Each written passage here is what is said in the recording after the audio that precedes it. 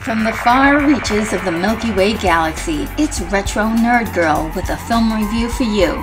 Today I'll be reviewing the movie Equilibrium, released in 2002, starring Christian Bale, Sean Bean, Emily Watson, and directed by Kurt Wimmer. People are called sense offenders. The genre is action drama sci-fi. The rating is R for violence. My rating is a 9.1. Indoctrinated into the system. My enjoyment. Actually, for a long time, I didn't even know that this movie even existed until about maybe a year ago. I kept seeing the flyer for it on Amazon Prime. Then a friend at work told me that this was one of his favorite films, and I was like, really? Okay, so I'll give it a try. The first time I saw this movie, I wasn't impressed because I saw too many references to other movies that I loved. I see Shadows of 1984, Fahrenheit 451, THX 1136, Logan's Run, Gattaca, Brazil, Blade Runner.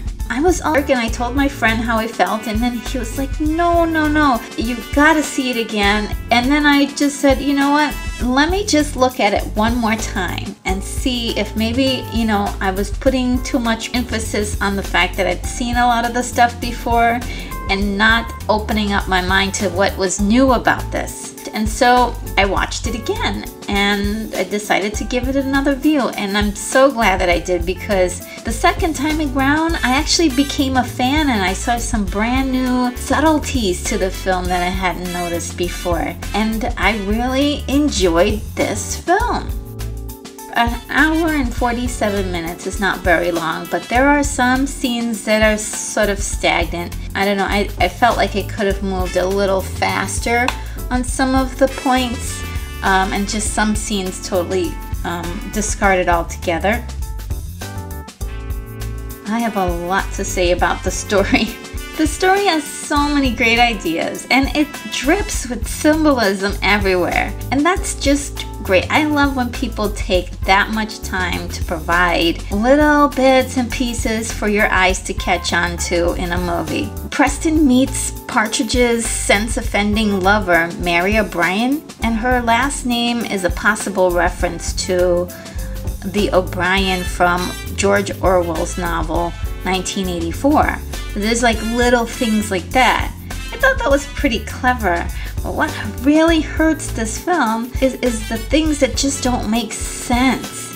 Like, there's a dog in this movie that is so cute and adorable. Preston saves the dog, and then he ends up killing a whole slew of people just to save this dog. Although I love that he's feeling these emotions for this dog, he's killing human beings who, if given the chance, could be feeling as well. And I don't understand how are spouses and kids possible in this society?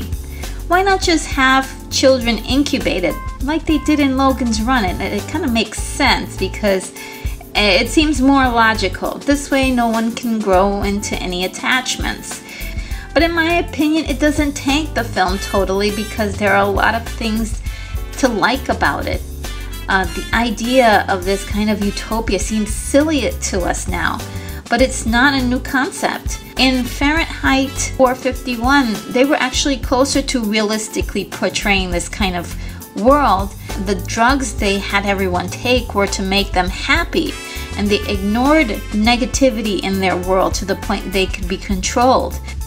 And this film is almost always compared to The Matrix, but truthfully, I don't see it. They seem to be completely, totally different movies to me. However, there is a point in The Matrix where Agent Smith talks about other matrices that failed, especially when they designed a world that was a utopia for human beings. What if this is actually the prequel to The Matrix, the utopia world? Whoa. But on a serious note, to me this movie is like a straight up reboot of Fahrenheit 451 for sure. This would be a reboot done right. You change the name. Let's keep the old movie the way it was, and let's create a new entity of its own. And they're almost exact scenes that mimic Fahrenheit 451. What's really added to this movie and not the other movies is this incredible action element. And it's the saving grace to this movie. All the people who love this movie, they absolutely love the action that's in this movie, and it's definitely top notch. The guy presented as the most obvious bad guy is DuPont. And he's your standard villain, hypocritical, emotional, and out for ultimate control. I thought he was perfect. Brent is Preston's new partner who is very suspicious of him right away. Brent is also vying for his position as the best grammaton cleric. I thought he was actually pretty good as a junior villain and really presented a lot of tension in the story. So the first time around, my first viewing, I didn't like Preston at all. He had no emotion and no personality. But after looking at the film again, I see there's a deeper level to Preston that's actually visible on screen, and that he's trying to withhold his emotion to keep from being detected. You can really see him struggle with experiencing emotions for the first time. There's such a great attention to detail from the sets, the costumes, the special effects. The cars driven by the grammaton clerics are all Cadillac Sevelles with exteriors and interiors painted totally white. That kind of detail is the ultimate style that this movie brings. The inspiration for the cityscapes and the design of Libria was well thought out and came from the works of Hugh Ferris, an early 20th century conceptual artist. The action scenes are extremely well done, and this gun kata was actually created for the film and looks absolutely elegant and terrifying at the same time. The performances, wow, the performances to me are amazing. I saw a couple of reviews that said that the acting wasn't good.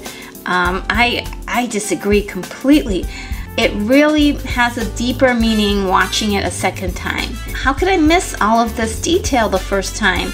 I don't know. It just makes more sense now when you see, I guess, the end of the movie and then you go back to see other scenes, you see how things start to make more sense. It is definitely a film you have to see more than once. Christian Bale is just so intense playing this role. His work here is incredible because you can see him stifling his emotions, and that is not an easy role to play. How do you play that? How do you pretend having emotions, but you're pretending not to have emotions? That's a tough trick, and he pulls it off, I feel. Not only that, you see him go through this, you want him to get away with it. You really want him to kick some serious butt and take down this whole stupid regime, but by the end of this movie. The best part of this movie, the fight scenes are nothing short of awesome. Preston is an incredible force to deal with as we follow his journey. He is the best grammaton cleric, and he proves that. Some of the stunts were so unbelievable, but they're perfect for this movie because at least it commits to its idea. This film is presenting the world of Libria as this fantasy world that can't exist. It's so incredibly warped. And therefore, common rules don't really apply. It actually works here because the whole concept is so strange and unusual and incredible. In a way, it doesn't back down for realism.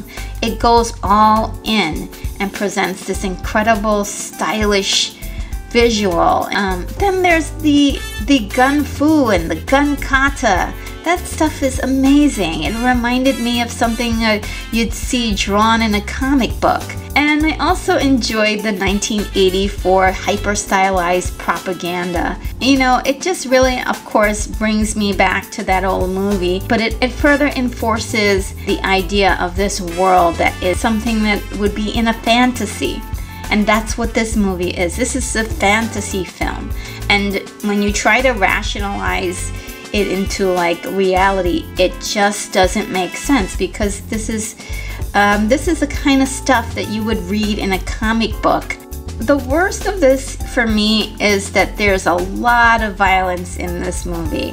There's a moment in a fight scene towards the end that's so gross, and it actually very unnecessary. There's also 236 deaths shown in the film, and 118 of them are committed by the main character, Preston. I mean, they even kill dogs, for crying out loud. I mean, this is definitely an overkill movie. No pun intended. My wish list for this movie: I wish there weren't so many plot holes. It tries so hard to blow your mind that it forgets about what happened earlier in the story. Like the gun switch that happens after an incident, and the bad guy says lines from a scene that he should know nothing about. What about the emotions that are clearly visible in Brent and DuPont? I wish that the story and the script were cleaned up a little to improve the continuity. For me, the ending was quite satisfying and super exciting. I won't give anything away, but the last 20 minutes are just so action-packed and fun. And that's exactly how I like my endings, to just continue taking me through that roller coaster until the end. You know, in summary, if you had a rough day and you just want to see some people get their butts kicked, well, this is the movie for you.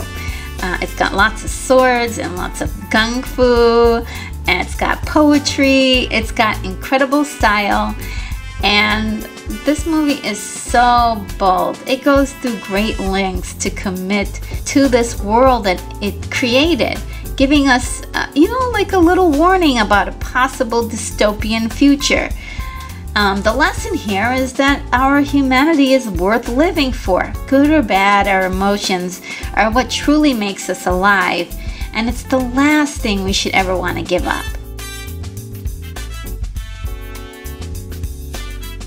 And so that sums up my review. I hope you liked it. Please be sure to subscribe to this channel, and I'll be posting many more reviews. And let's keep this discussion going. Leave your rating for the movie and why in the comments section. Take care, movie lovers. I'm off to my next review.